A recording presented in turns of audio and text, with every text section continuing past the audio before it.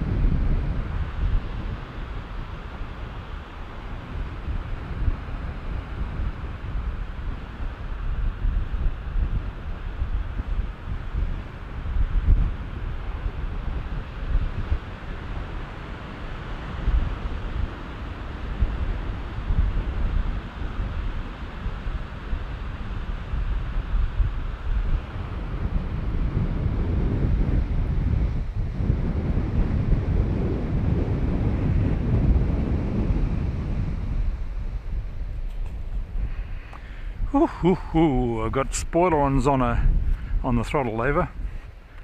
It's the only way to get this thing down.